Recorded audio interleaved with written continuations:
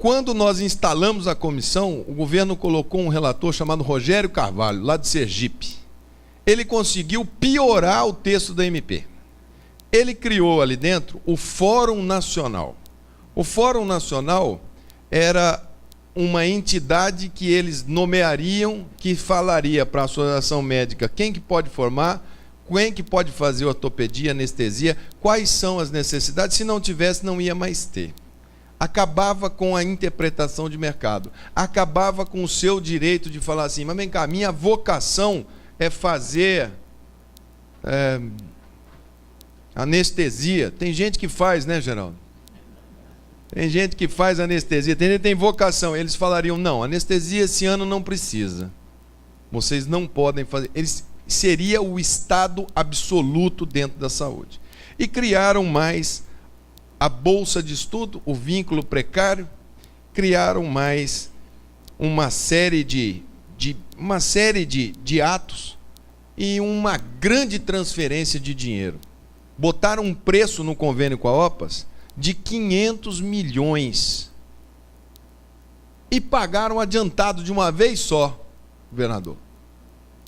O que era para ser mês a mês, eles mandaram 500 milhões para a OPAS, pegaram os 5%, Cuba pegou os 5%, e agora eles estão igual, a conta do pendura na padaria ao contrário. Você foi lá, deu todo o seu dinheiro, e agora você está dando baixa nos médicos que vêm. A farra desse dinheiro já está no Tribunal de Contas, que nós estamos alimentando o TCU para fiscalizar.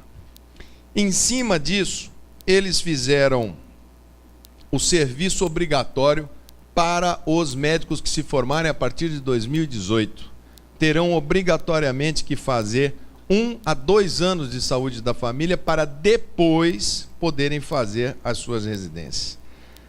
A mídia, nesse intervalo de tempo, foi uma agressão absoluta. Aquilo que eles foram preparando, o período pior foi agosto, setembro. Ali, em 60 dias, o governo gastou 78 milhões de reais só com a Rede Globo, na mídia, só do programa Mais Médicos. Se vocês forem em qualquer cidade aqui do interior do Piauí, deve ter outdoor lá colocando, aqui tem mais um médico do governo brasileiro. Os médicos que tinham vínculo com as prefeituras estão sendo demitidos. E aí a gente se pergunta, e nós vamos ser contra, por sermos contra? Então o assunto é um assunto de oposição? Então o problema é um problema da classe médica com o governo? Então quer dizer que o governo não gosta dos médicos brasileiros? Não, gente, não é nada disso. Eles não têm moral, não têm ética, não têm limite. Vale tudo pelo poder. Vale ir para a papuda com a mão para cima, que eles batem palma, achando que aquilo dali é pelo poder e que aquilo se prestou para chegar ao poder e faz parte de uma estratégia de poder. O que vem pela frente são muitas outras agressões. A liberdade de imprensa, nesse próximo parlamento, no próximo governo, a manter esse equilíbrio de forças que está aí, pode ter certeza que essa cantilena de que nós precisamos melhorar, que isso precisa ser melhor controlado, pode ter certeza. Basta ver o que foi feito na Argentina, basta ver o que foi feito na Venezuela, o que foi feito no Equador, o que foi feito na Bolívia.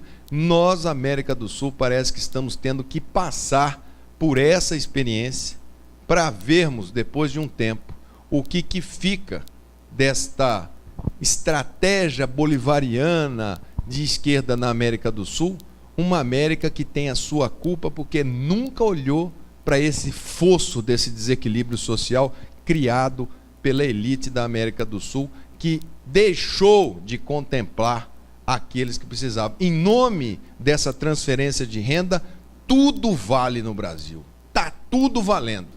Não tem nada que seja imoral.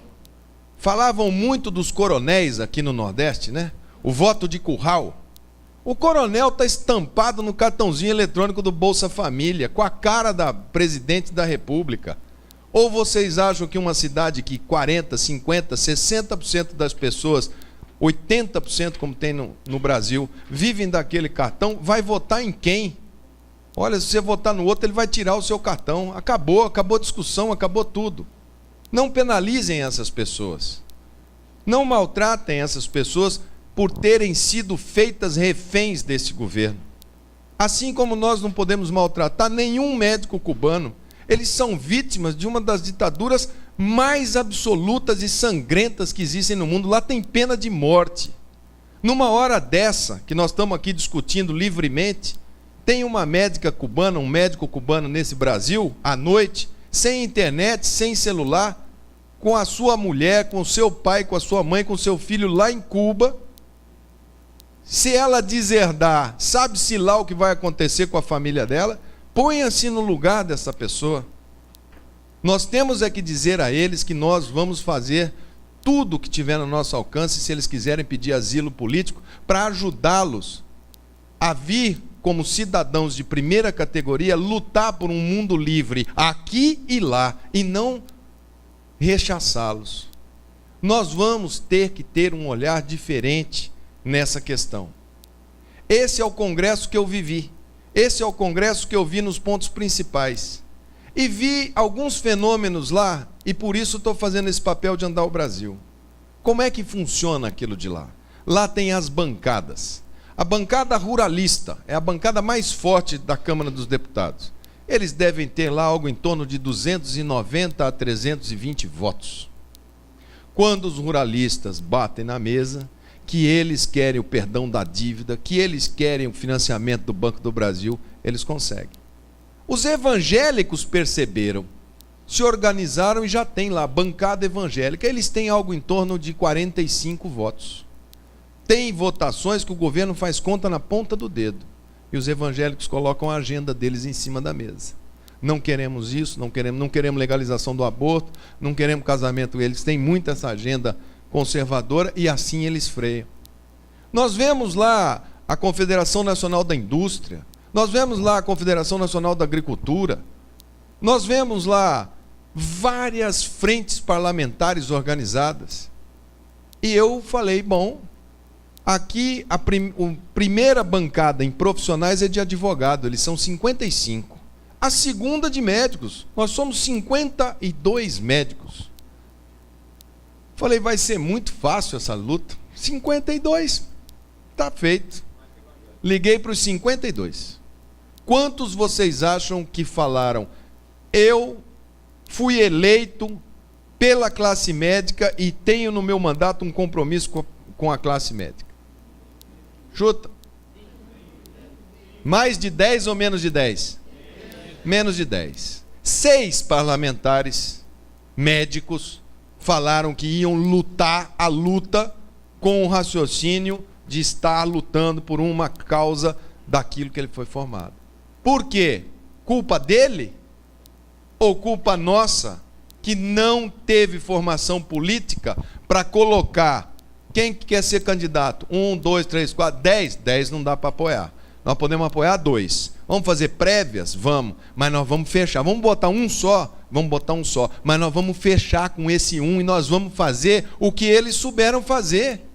O PT nasceu de uma reunião de metalúrgicos que olharam e falaram, nós temos que nos organizar e ir politicamente para cima deles. O PV nasceu de uma reunião de ambientalistas. Vocês acham que tinha isso aqui tudo de ambientalista? Agora nós, que passamos pelo vestibular mais difícil, fomos exigidos, nós fomos ensinados na vida a fazer diagnóstico e propor tratamento. Os sinais e sintomas da saúde e do que está acontecendo com a classe médica está na mesa de vocês. O diagnóstico está dado. Trata-se de um governo podre, com total descaso à classe médica e à saúde pública desse país.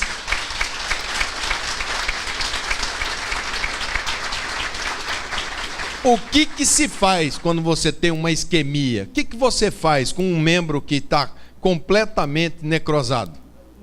Amputa. Mentira. Vamos ter que fazer uma substituição. Vamos fazer, por mais dramático que seja o transplante cardíaco. Que seja aquilo que a gente jamais imaginou que tivesse que fazer. Mas, mesmo reconhecendo que na política social desse país teve avanço, não vai ser desta maneira que o Brasil vai conseguir se sustentar nesse século XXI e ser um país respeitado. Vocês que estudaram, que conhecem, têm ainda a favor de vocês um ponto que o governo não conseguiu tirar. Ele tirou a dignidade. Quando ele falou, não precisa prova para ser médico, qualquer um pode chegar. Não preciso de conselho de medicina. Para que esse filtro da sociedade? Para que essa frescura? Não preciso. Não preciso que esses caras sejam julgados se cometerem deslizes éticos. Não preciso. Não preciso e não quero que esses caras sejam sindicalizados. Quando ele fez tudo isso, ele arranhou a dignidade da categoria médica. Mas ele não arranhou a credibilidade que continua nos 80%, segundo a última pesquisa.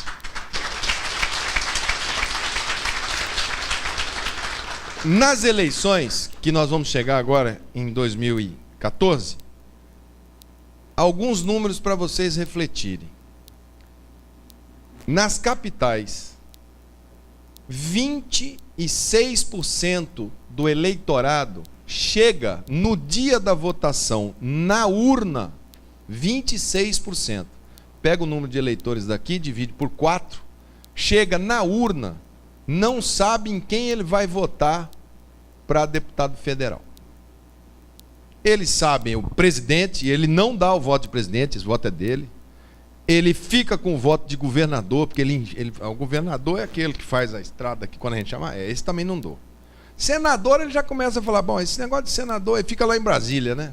Deputado estadual, ele fala, é um vereador metido a besta, maiorzinho. Deputado federal, ele fala, esse aí eu não sei nem para que serve. É o último. Sabe quantos % da população lembra em quem votou na última eleição? Para deputado federal? 23% lembra em quem votou. 77% não lembra em quem votou. Ora, se vocês precisam aqui, um deputado federal, pelo Piauí, dependendo da coligação, vou chutar aqui, 90 mil votos, deve se eleger, na coligação, uma coligação mediana, 90 mil votos. Vocês são aqui no estado inscritos algo em torno de 7 mil médicos? Quantos? 5.400. 5 mil, vamos arredondar 5 mil. Isso significa que se cada um de vocês tiver 18 votos, vocês fazem um federal. 18 votos. Juntou a família, já deu 10. Se vocês não tiverem 8 pacientes que vocês podem chegar e falar assim, Dona Maria, vem cá, vamos pagar aquela fatura, me ajude, o que o senhor quer? Se você pedir voto para presidente, ela vai falar, eu vou pensar.